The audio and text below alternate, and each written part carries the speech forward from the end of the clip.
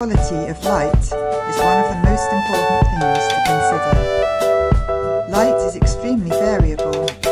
It can be soft and diffused, or hard and bright. It can fall on your flower from above, in front, behind, or from the side, and it can vary in its colour temperature. Although we don't often stop to analyse the different types of light in our day-to-day lives, the quality of the prevailing light when we're taking photographs will significantly affect our images. We can't alter the light conditions when we're photographing outdoors, but at least if we have an understanding of the different types of light and how they behave in a photograph, we'll be able to make the best use of the light which we have. When the sun is shining from a clear blue sky, the light will be hard and directional. Areas lit by the sun will be bright and vivid, while shadow areas can appear dark, almost black. This is a very contrasty kind of light, and in a photograph it can sometimes result in highlights being very light, almost burnt out, and shadow areas being dark and blocked up if the contrast range is too great for the camera to cope with. The human eye and brain is much better at coping with contrast and seeing detail in both highlights and shadows than a camera sensor is.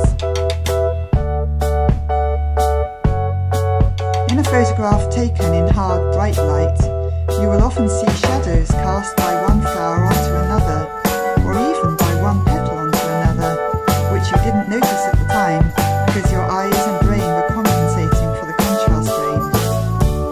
In this photo, the sun is casting shadows from some blades of grass onto the petals of the phlox, which I didn't really notice at the time I was taking the picture.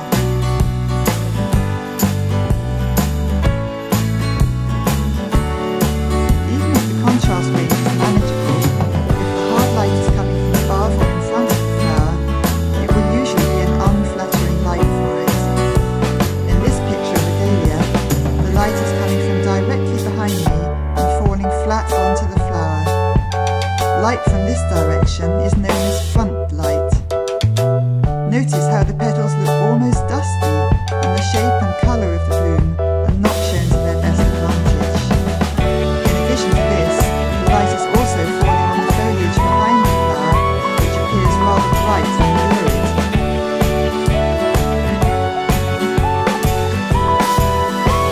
For this second photo of the same flower, I changed my position so that the light is now coming from my side and slightly in front of me at about 11 o'clock.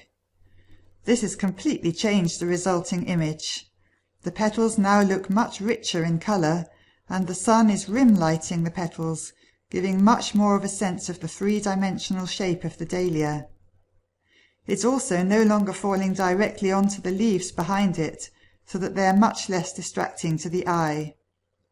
So when you're photographing in a hard directional light, it's important to consider the direction which the light is coming from.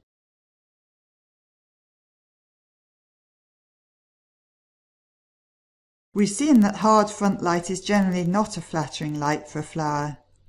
However, a bright light coming from behind the flower, known as backlighting, can be a different matter.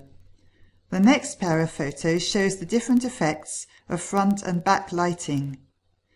I took this first picture with the sun coming from behind me and falling directly onto the tulips. The effect is not good, revealing all the blemishes and imperfections and making the flowers look rather tired and past their best. For the second photo, I moved to the other side of the flower bed and photographed the same tulips from the opposite direction, looking towards the sun so that the flowers were backlit.